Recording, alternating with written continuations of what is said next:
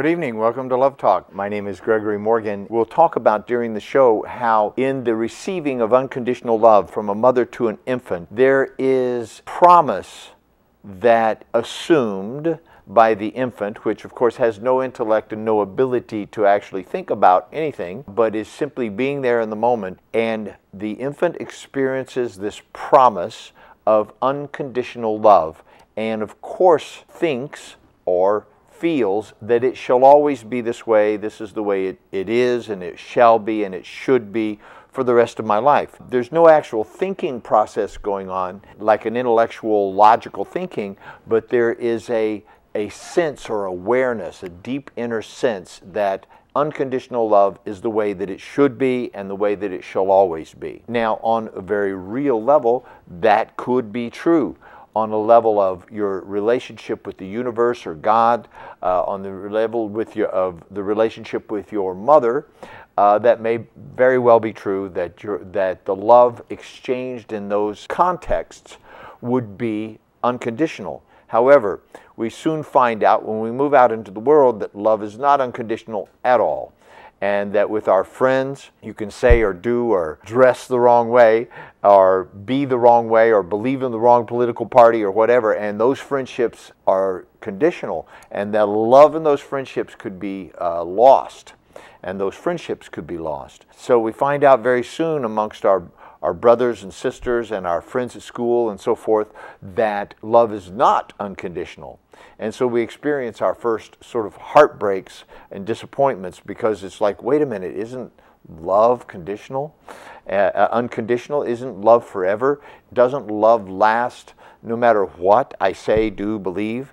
Well, that may be true with your mother, and it certainly may be true with God, but with your friends you find out very quickly that it's not. And so we're going to talk about the other levels of love, and specifically the differences between men and women. How we experience love as a man is completely different as how a woman would experience love. How we seek for love, the internal needs that we have and that we seek to be fulfilled as women and as men are very, very different needs.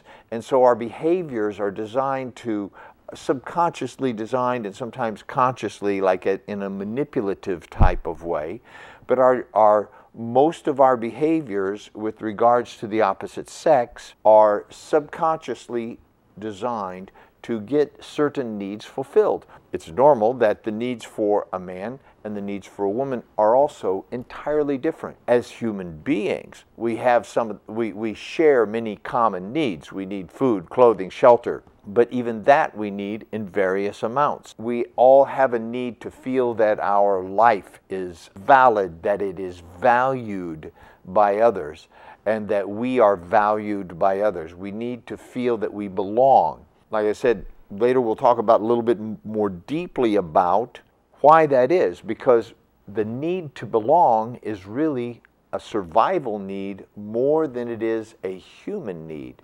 Yes, we have a human need to feel loved and appreciated, but the roots of that need are in a very primordial, primitive part of the brain, of the nervous system.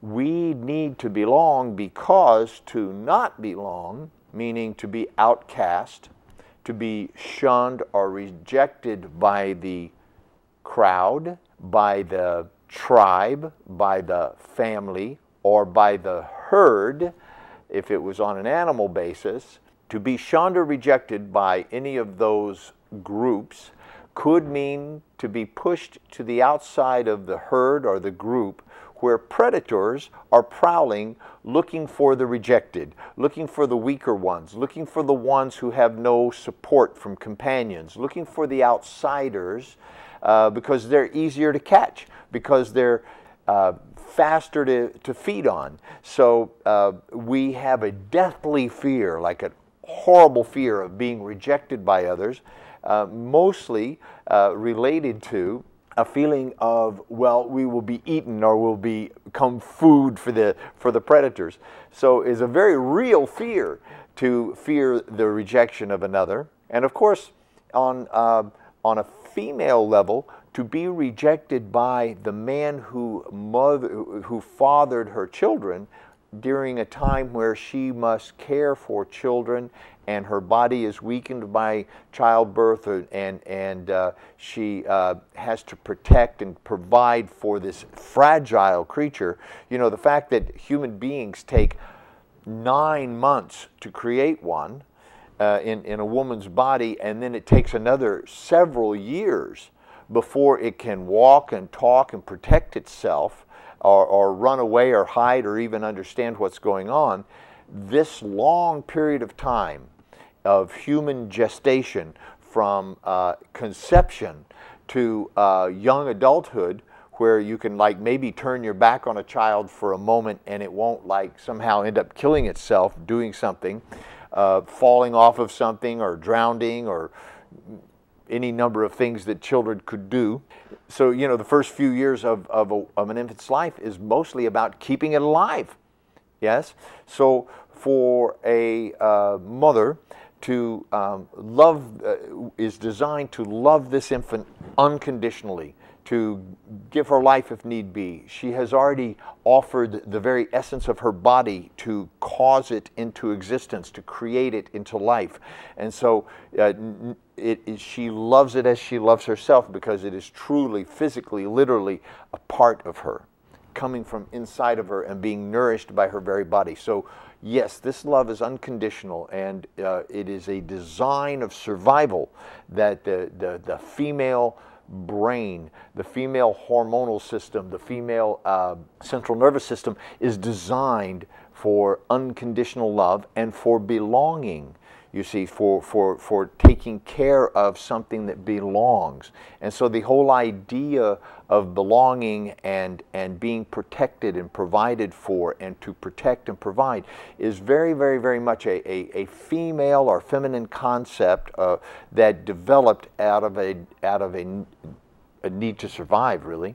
A need to cause the future generations to exist. So you can begin to see that the needs of a woman, just on a very simple, almost animal basis, you know, a very primordial basis, are fundamentally different from a man who could, within a very short period of time, father several children from several different women, and not provide or belong to any of them. He could choose to. He's not necessarily genetically, I'm saying genetically, predisposed to want to care for or take care of the infants that he fathers, or the mothers who gave him those infants.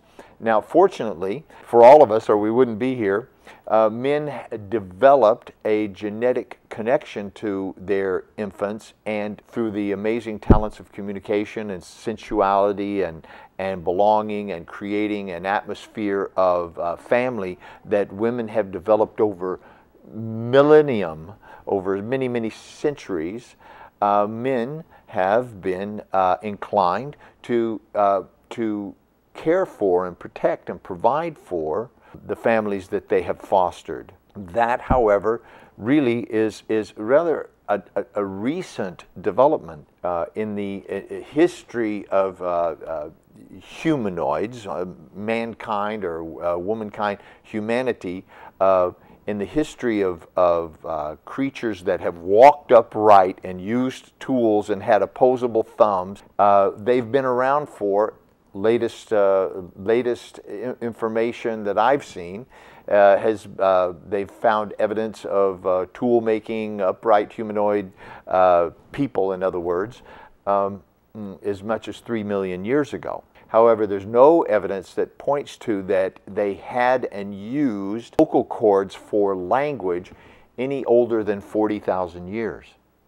So literally, language, like verbal speaking, yes, there's always been physical communication. Yes, there's physical challenging, there's displays of sexuality and aggression that we all understand from the animal stages. Even in animals, you can see, just by watching their body movements, what they're saying, what they're meaning. That is a kind of language that we call structural language.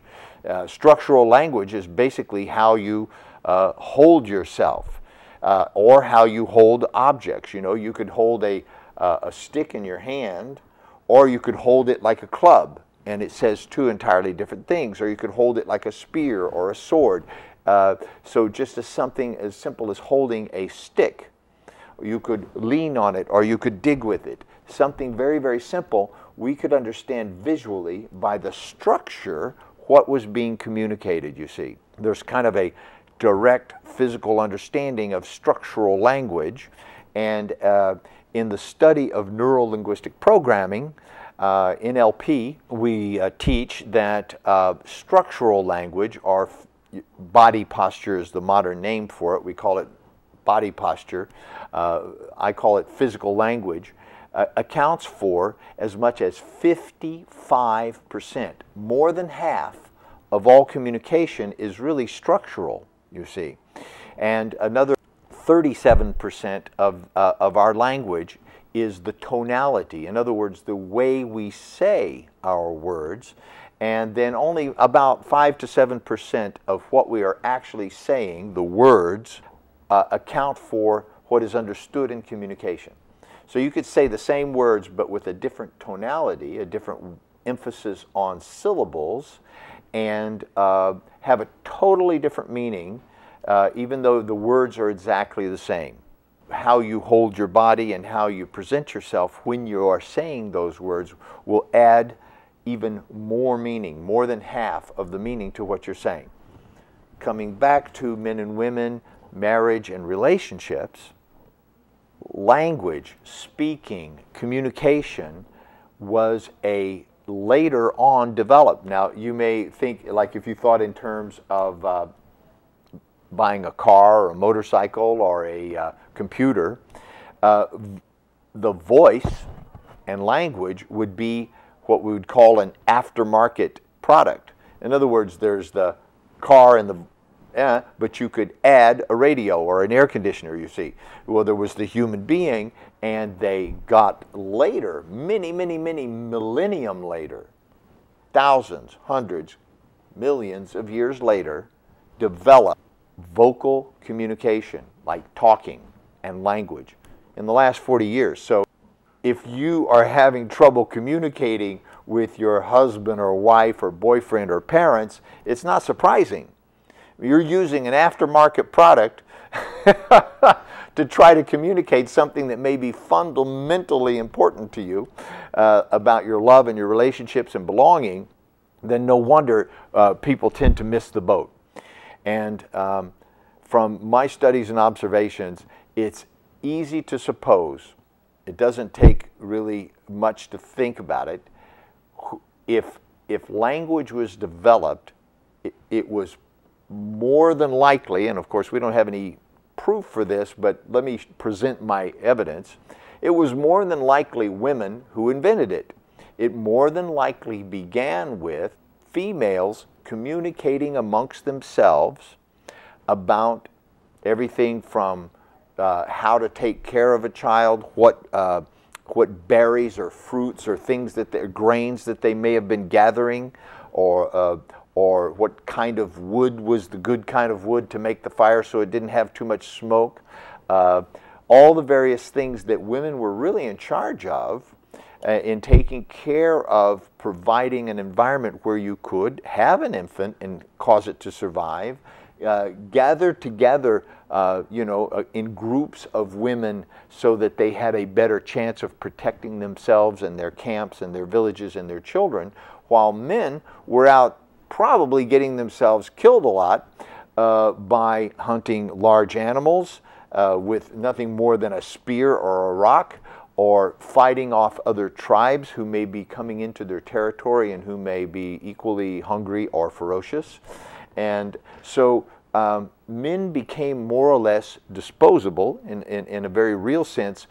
They were sent out to do the very dangerous thing because of their larger musculature and bones. They were sent out to do the more dangerous things and to bring back the heavy things to supply the protection and the provisions for the women and children. These are very deep, embedded genetic codes that are within us even today, as modern and sophisticated as we suppose ourselves to be. Though our brains and our abilities have grown to fantastic levels of sophistication, it is built upon an older model. In other words, while some things may have died out, mostly new things, new abilities and capabilities have been built upon an old model, an old primitive, neurological, unchanged reptilian brain. There are parts of our nervous system and our brain that are exactly the way they were millions of years ago. Some of our genetic responses and the codes that tell our brains and guide our behaviors and tell our brains how to behave and what to do and what to think and how to feel are millions of years old. Very, very, very primitive, and coming from a time in which survival was the main thing that there was to do. Human beings weren't necessarily involved with the quality of life, the finer things in life, things like caring and love and emotions and tenderness and belonging and those kinds of things which developed later on in human being. They just weren't part of the game plan back there. There was no time for that. There was no feeling for that. There was only like, what is going to cause me and my family or those in my tribe or my community to survive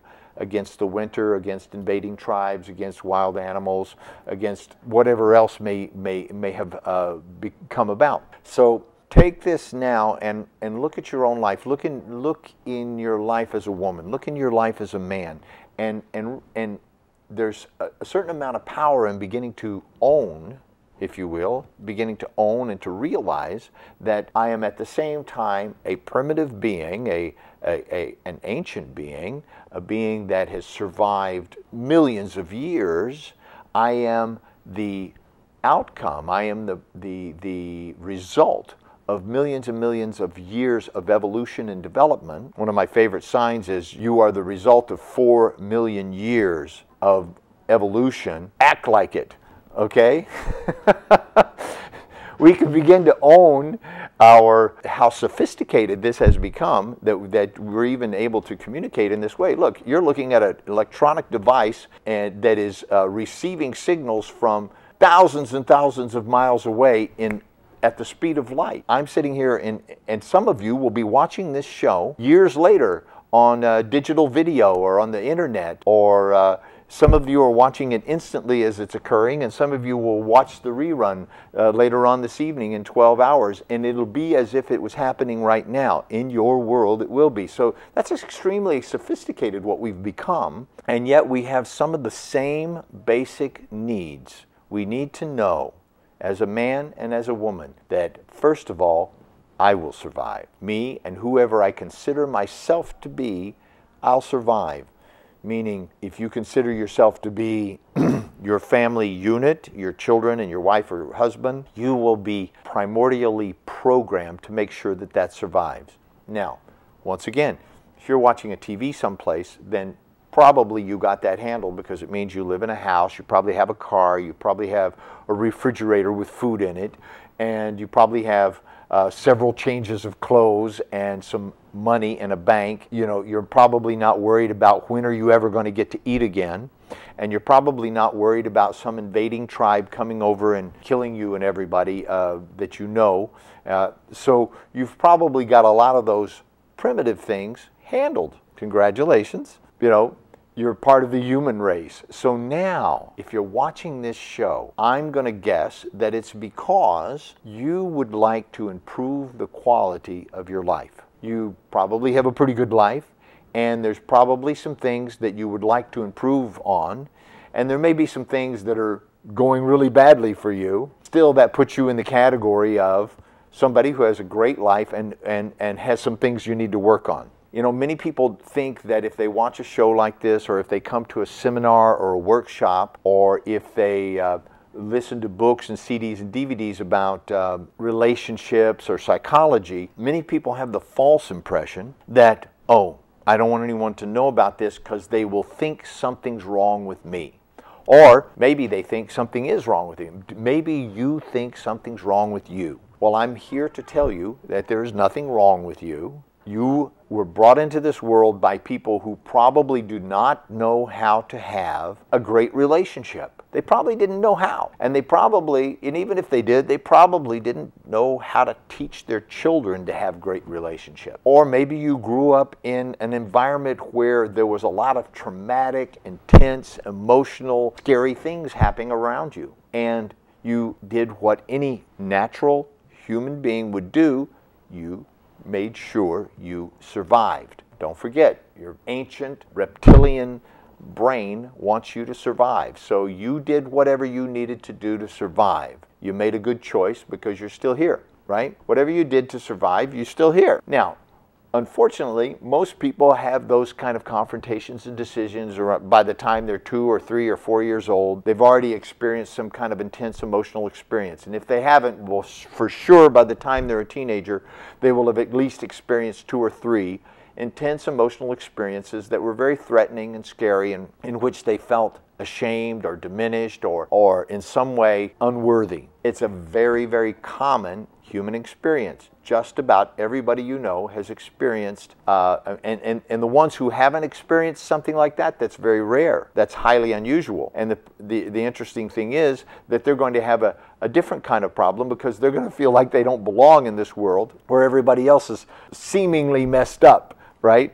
Well, you're not messed up. All right, you're not messed up, you're normal. If you've had very difficult experiences in your life that have caused you to withdraw, to withhold, to not experience being happy, fulfilled, spontaneous, in love, joyful, if you feel less than proud to be who you are, if you feel like you have to hide something about yourself, or that nobody's ever going to care about you, or that you're not smart enough, good enough, whatever, well, join the club. That's just about everybody else, okay? Everybody that I've ever met, including myself, has had to deal with some of those feelings. So if everybody else is feeling that, I'm going to say that that's normal. You're normal. If you have any of that stuff going on, you're normal. And so normal people want to grow and develop. Normal people want to have happy lives. Normal people want to get better. And normal people want to make a difference in the world and actually know that or feel that their life has made some kind of a difference. In other words, that you being here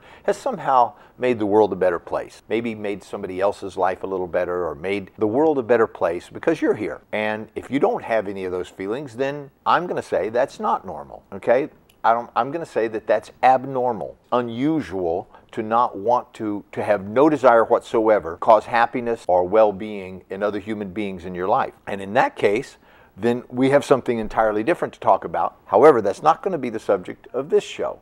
The subject of this show is about loving relationships, primarily loving relationships between men and women. However, it can be between men and women and women. I don't care. I really honestly have no judgment or thought about that. I know that sexuality is simply a preference that people have, and I know that I'll probably get a bunch of calls from or emails from people who are gay who say, no, it's not a choice. I never had a choice about this. I don't know. I had a choice, you know. I've had a choice about it. I don't know why anybody else wouldn't have a choice about it. So I think it's unfair to say that heterosexuals have a choice, but homosexuals don't. I don't even want to get into that discussion. The show is about love and relationships, and in every loving relationship between any two sexes, there's going to be a masculine energy and there's going to be a feminine energy. There's going to be one who is more mentally directed, if you will, more intrusive. The Chinese term is yin and yang. Yang is the outward, intrusive, invasive, taking charge type of energy that is given by testosterone. It's important, you can imagine, as a man, especially early man. Don't forget, I'm tying this all back to primitive people. In early man, you had to be pretty young to want to get up and go out and take a stick or a rock or something and chase down some enormous animal and kill it and bring it back, do whatever else you had to do to it so you could eat it, or go chase off some warriors and go do combat to defend your territory. So you had to have that kind of intense mindset that takes over. Likewise, to be intimate or sexual, yes, intimate with a being like that, a woman, a female, would need to be receptive, would need to be more pliant and willing to compensate, willing to compromise. In other words, more receptive and soft and receiving. Because why? Because opposites attract. A young, tough, warrior, masculine being is not going to be sexually attracted to another one just like him. In other words, generally we're not attracted to our likes, we're attracted to our opposites. That's what creates the magnetism, like the north and south of a magnet. You put two norths together, two north-oriented magnets together, and they will push apart. Same with two south, they push apart, but you put a north and a south and they attract. You can't pull them apart because the energy is flowing in a way that is conducive to both polarity. I don't get into physics and all that kind of stuff right now, but just to make my point, opposites attract. So even in a same-sex relationship, there will be one who will be more the masculine one and one who will be more the feminine one, and that's why they're attracted to each other, because they create a circuit, an energetic circuit that is fulfilling for both of them. That's all I'm going to say about that, unless anybody has a question about that, and I'll be happy to answer it. I'm interested to hear some of the relationship issues that you have in your families and your love relationships. Really, makes for a much more interaction than just me lecturing you about men and women and relationships and how we got to be that way. Hello, this is Gregory. You are live on the air. Hi, I just wanted to talk about a guy that I've been. Sorry, I've never talked on the phone. I know. Yeah. Okay. So I'll help you out. Are you nervous? Thanks. Are you nervous? Yes. People get nervous talking on the phone. I know. Thanks. I know. Yeah. So he's 3 years younger than I am. Okay. And before I was with him, I was in a relationship for 8 years that was really on and off. And what happened was I met this gentleman after my long-term relationship after 8 years. And this is a guy who's 3 years younger than me and basically doing so much more for me in terms of financially being there all the time. However, not finishing school and things like that, it's just has blocked me hasn't really, has put this wall in front of me not to go forward with him. And I've been so freaked out that I've told him that I need time, and I'm so confused. And I think that I'm broken inside in a way because I can't decide what I want in life. Yeah. I think, and being Persian, everybody's like, he's younger, it's wrong, he doesn't know what he's doing now, he's saying he wants to marry you just because he's just in this lovable,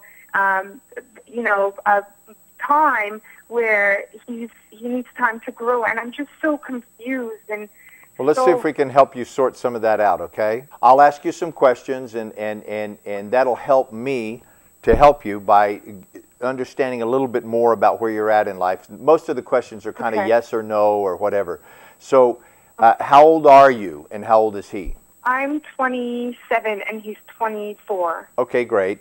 And so then when you said not finishing school, who's not finishing school, you or him? Him. He's not finishing school. He wants to not finish. Unfortunately, I'm just going to stop there.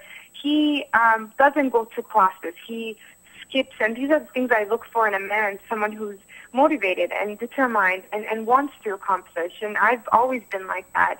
I come from a family where I had to work hard to get where I am, where he's well off, his family's well off, and he has the time to spend with me, and he wants to be with me 24/7, and I'm just so, I guess that's what's going on. Yeah. Okay, I got it. And so it must feel good to have that kind of attention as well, as a woman. Yeah. To have somebody like want to devote all their time and energy to you, and yet you are at a place in your life, rightly so, where you're kind of looking out into the future and going, well, how's this going to turn out in the future? Absolutely. Yeah, and I understand. He is not there. It would be almost impossible for him to be there at the age of 24. At the age of 24, you want to have as much fun, and that includes sex, and belonging and being taken care of and sharing the excitement of a woman as you possibly can. Now, Right. most 24-year-olds sort of go from woman to woman for a while. Some do that simultaneously, and some are what we call serial monogamists. They'll be monogamous for 6 months, a year, and then they move on. Because Yes. at that stage in development, most men, now understand that what I'm saying is so general that it couldn't possibly be 100% true, right? That's why I'm saying most men, right? I'm not going to say all men, but so common that when I speak in these terms of general terms of categories or stages of development or age groups, that you could pretty much count on 95% of it's going to be true, okay? So I'm going to pretty much bet on, without having ever met anything, I only know that what you've told me. He's 24 years old. He's enamored by a woman that's older than him. He has money and time, but no motivation to do anything with his life. Therefore, he is not qualified. He's simply not qualified to take this ride. Do you understand? You ever go to one of those little amusement park where it's like you got to be this tall but before you can ride on this ride? He's not tall enough yet. And he's not letting go. And I've told him that I need time to think about what I need to do and where I'm standing in this.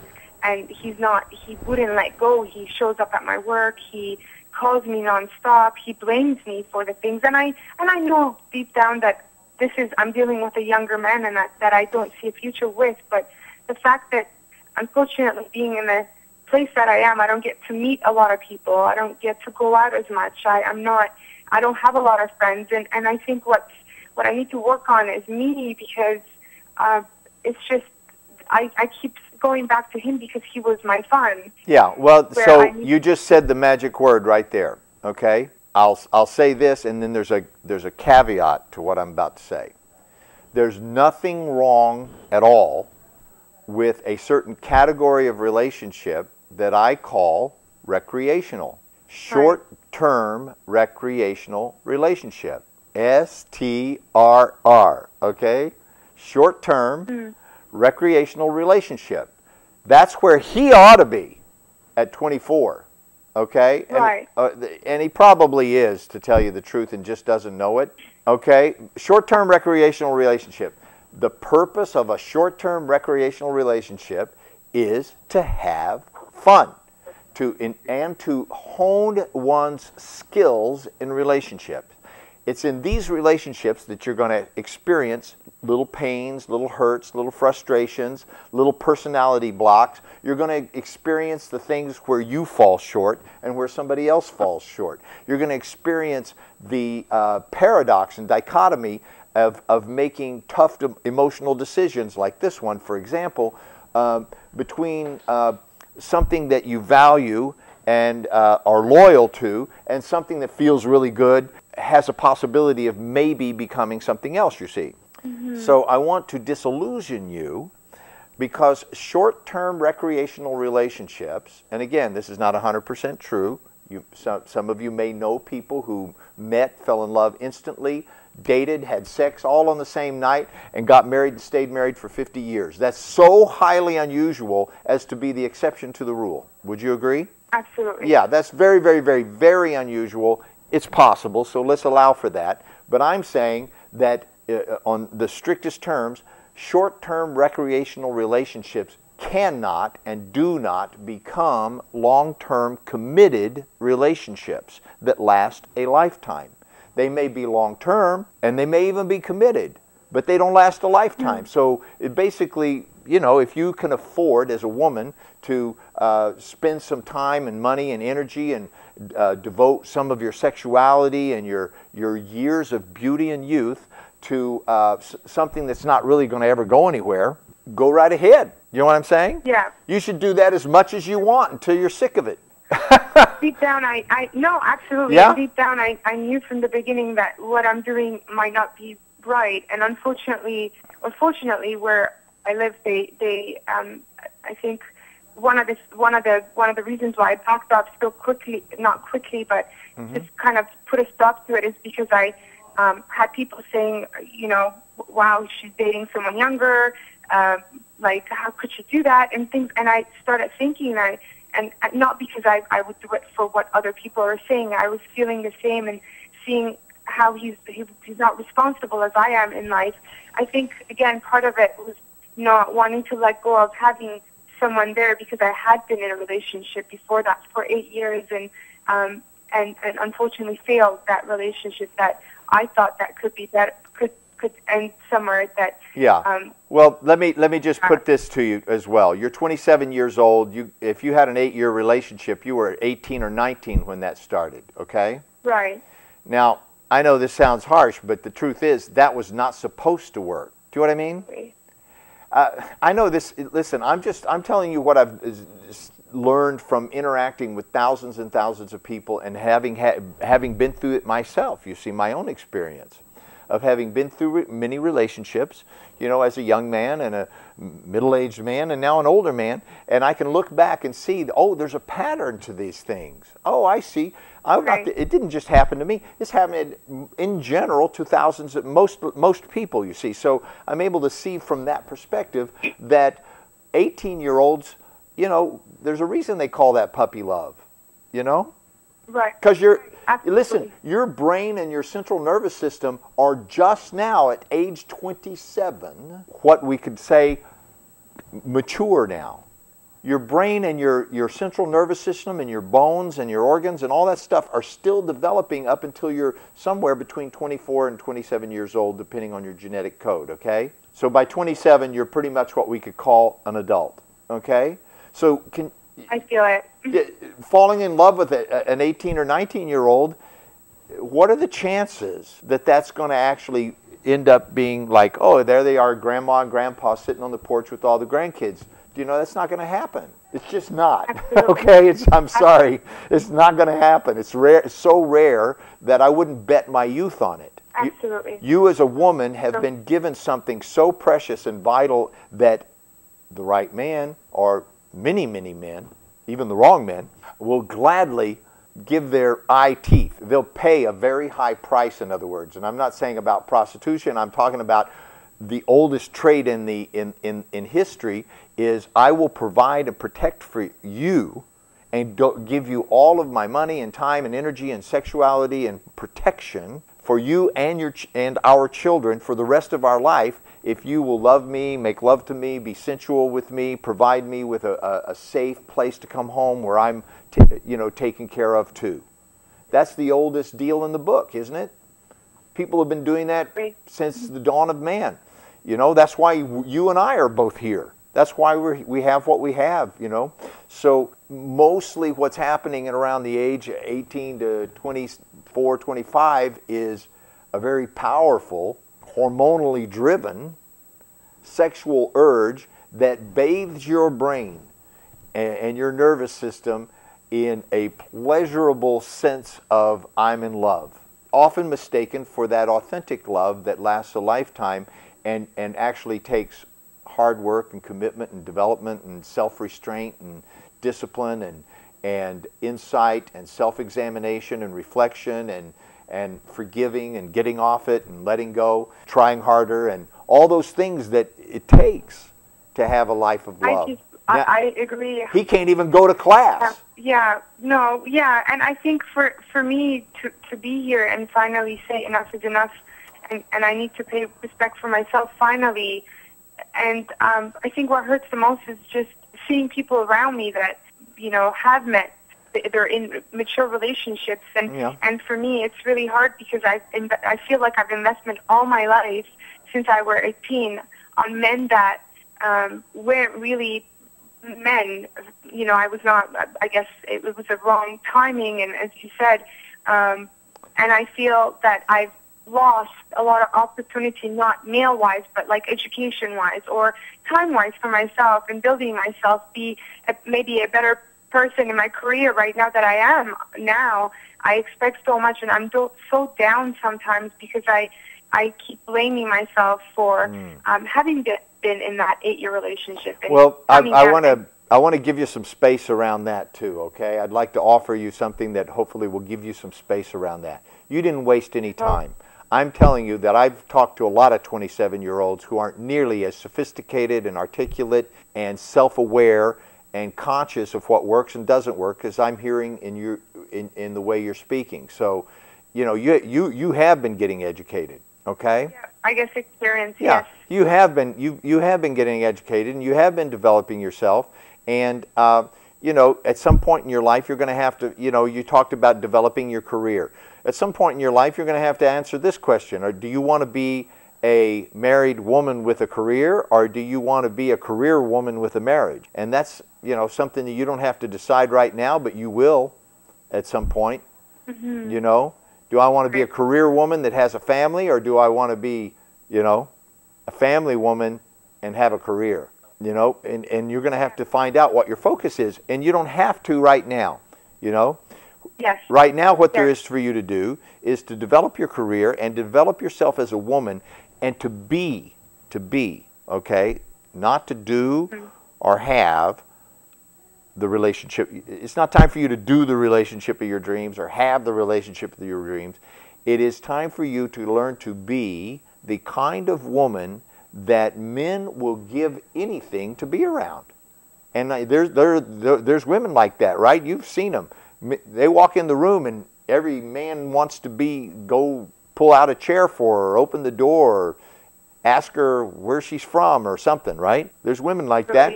And you may be one of those kind of women. What there is for a woman to do is to be the flower that attracts the honeybee, if you will, okay? And let the men do the coming towards you. You don't need to go towards them. And absolutely.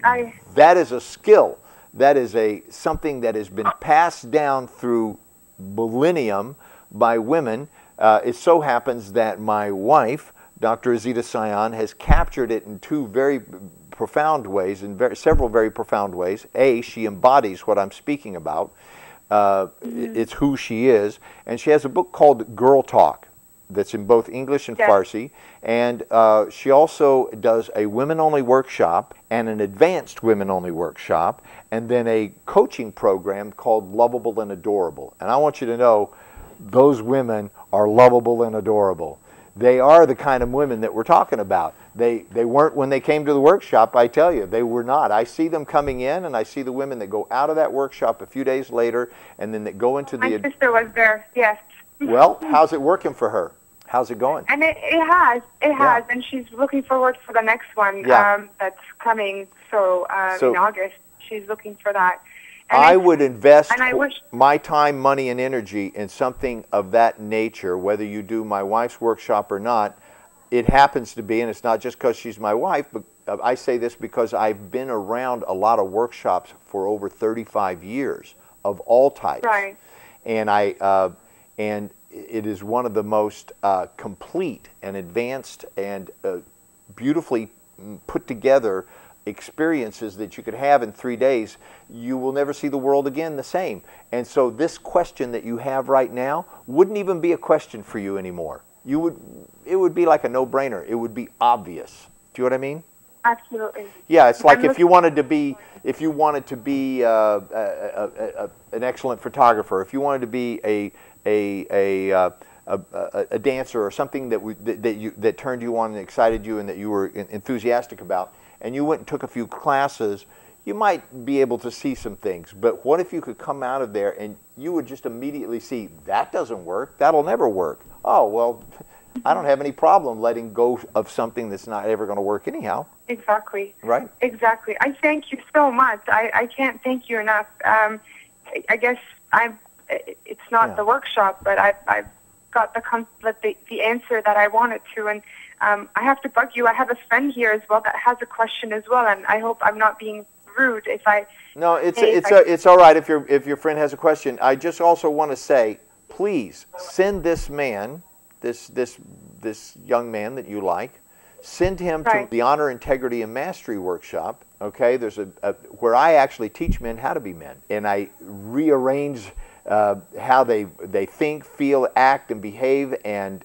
who they are for themselves and who they are for women in a very, very short period of time. So I've had men that are 18 years old, and I've had men that are 68 years old, and everything in between. And every one of them, I've checked with them a year, 2 years later, has gone on to become very, very successful. And I'm talking about multi-millionaires. Okay, one of the guys that was in my workshop was in his early 20s, and now he's in his late 20s, and he already has a multi-million-dollar company. In the last 2 years, he was like 2 years ago, he was wondering how he was going to pay his staff. He was just trying. Okay, so men get changed in this workshop. They get on top of their game, and they find out what they're about, and they get turned on about it, and they get to work becoming the kind of men that women want to be around, and that instinctively respect, and the kind of men that other men instinctively respect as well. I tell them, look, man, you're never going to have to ask for respect again. People are just going to understand that you're somebody to be dealt with, and somebody that lives their life with honor and integrity. And that's the name of the workshop, the Honor, Integrity, and Mastery Workshop. And it's all about mastering the distinctions of honor and integrity. And when you think about it, that's what makes a man, really. It's not having big muscles or... And he knows. I've recommended that to him many times. Yeah, it's not about having big muscles or being macho or acting tough. It's none of that, okay? That stuff is all bluster. What really makes a man, what makes him useful to society, what makes him useful to himself and to other men and women and children, is his honor and his integrity, and his ability to master those distinctions, to live his life from coming from a place of always correcting. If they make, it doesn't mean you never mess up. Men of honor mess up all the time, don't they? How many honorable men have you ever heard of in the history of men, Martin Luther King, all the others, who have done incredibly stupid things that were totally wrong? It didn't keep them from being honorable men and making a difference in the world and changing the world. Every one of them, from, I don't know, Thomas Jefferson to John Kennedy, they've all done really dumb stuff that they shouldn't have done, right? Dishonorable things, but they made a difference in the world, and we remember them today. We remember those names because of the honor and the integrity that they eventually mastered. Thank you you so much. You're absolutely right, and this is, I guess, this gives me the push to, again, because I've been so afraid to live life the way that I feel like I've always lived my life for others, and I feel like I'm stuck, and I feel like I'm financially or everything, time-wise or age-wise, I felt that I couldn't move on from this, and that I would need to rely on someone else to help me be a better person, and I guess I have to change my way of thinking and rebuild myself first, and then find what true relationship or true love is. Yeah. Thank you so much for opening my eyes. Yeah, just that when you disconnect from somebody, you don't want to hurt them, obviously, but you need to be clean. Right? And so I would say, and if you have to say it more than once, the second time you need to say it in front of a witness, okay? But in private, so that he's not embarrassed or hurt, say, look, this doesn't work for me. I'm extremely flattered. Thank you for your attention. I have feelings for you. Whatever is true for you, right? And I would not want to hurt you. However, I consider this case closed, or this relationship ended. I'm going to move on. Please don't call me, don't text me, don't email me, don't come by my house, don't hang around my friends and places where I'm going to hang out trying to bump into me. In other words, please honor my request to move on, and I'm going to remove your name and number and everything from my phone and my addresses. In other words, make a clean disconnect. Don't think that you can keep having those back and forth things, because you don't have to tell me. I already know you've had sexual relationships with him, so that's going to keep you hooked, okay? And it's going to keep him hooked. So you guys will want to hear each other's voice, or listen to the answering machine, or see the shadow on the window shade, or some dang thing, which is all crazy, sick, weird stuff. So stay away from that. Make it clean. Oh no, I don't. I'm not even. No, but make sure he does too. Make sure he does. I feel that he's in that. He would bring things like that, and he he would, and that's why I kind of sort of got disconnected from him, and you know, got away from him, because I felt that this isn't going. We're not basically building this relationship on the same. So just you like know? in any other situation, something is there's a distinction called social rape, okay, and that is when a woman says no. What does that mean? It means maybe. Oh, I see. Okay, great. No, no. It means no. I'm joking. It means Okay, yeah, right. We like to think, men, we like to think it him. means maybe, right? I have said no, and I have said no, and I have said no from Okay. 2 months ago. And Anything he that wouldn't let happens. go. And it came to a point, Dr. Morgan, that I'm blaming myself, and I'm saying, have I done something wrong? Yeah, because Am I you really, said it. like, being the stupid one here? You told on yourself. And I asked you what no means, and you said maybe. That's what your no means. no, It's what I they call a Freudian for slip. a man, for him, but Yeah. for me, it's been no. It's been no for 2 months, and I haven't gone back with him. Okay, so I haven't anything- called him. I haven't. Yeah. Anything after no is social rape. If I say no, then I you feel can, raped by him. Okay. I do, absolutely. So then you've got to move to stage 2, okay? And stage 2 looks like this. You get a witness that stands there with you, and either whether it's on the phone or anything else, you let them know, I'm here with so-and-so.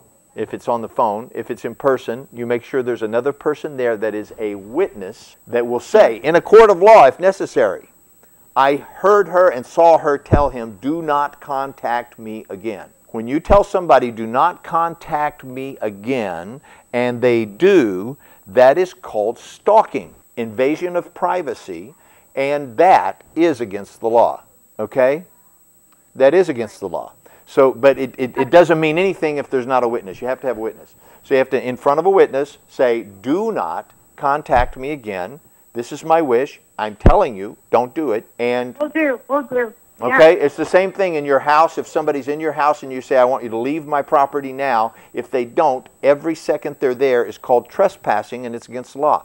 Okay, if you tell somebody, don't contact me in front of a witness, and you mean it, you know, if it's some namby-pamby, oh, I wish you wouldn't call me anymore because it really bothers me, and I wish you wouldn't. No, That's not. very tough. That's not no. It's like no, don't call me, don't contact me. It's an order, a command. You know. Yeah. Then anything after that's called stalking. Okay. That's why I feel raped. I feel like it is rape. Emotionally, I used to be such a positive person. I used to be such a fun person. I would come to my family. I was called the clown. I was the positive person, and I feel like I've drained because of this. I got it. I've answered your question. I hope, and I'm sorry, I don't mean to cut you off. I totally got the whole experience of you feel drained and taken over.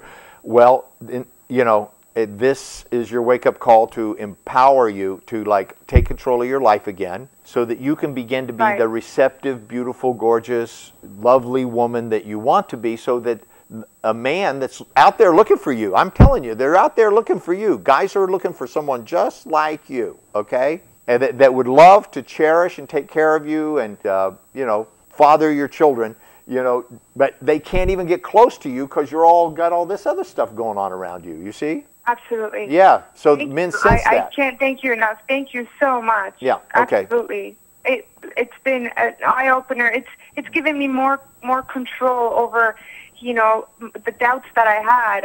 And I got it. Again, thank you so much. I really appreciate it. You're absolutely welcome.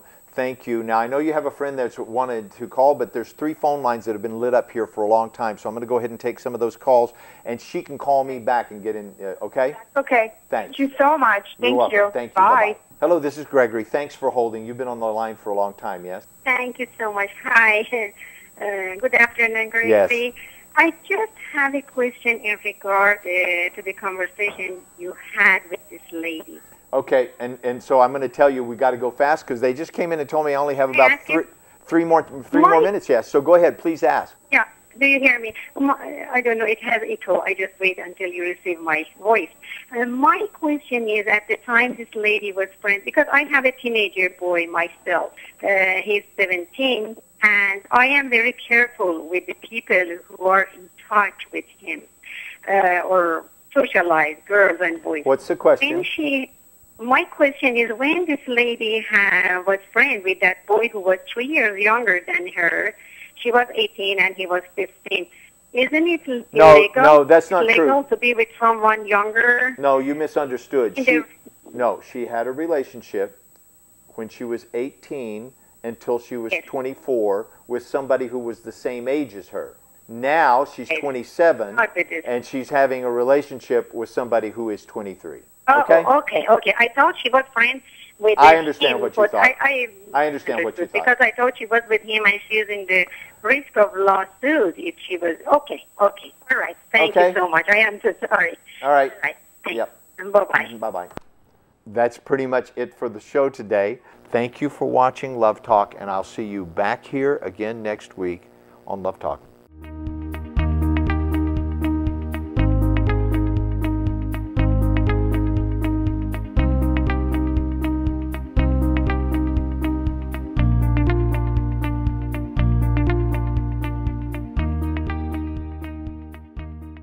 Welcome to the Embrace Growth app. There's a new way to communicate and join in. Create your free account online and sign into the app. Manage your profile on the go and choose between English or Farsi. Register for events and schedule appointments more easily than ever. Stream audio, video, and download books all over Wi-Fi or cellular. Sign up for workshops and seminars right on your phone. And access your audio and video library in the palm of your hand. Take your favorite lessons from Dr. Ozita Sayan and Mr. Gregory Morgan with you. Download it today on the App Store.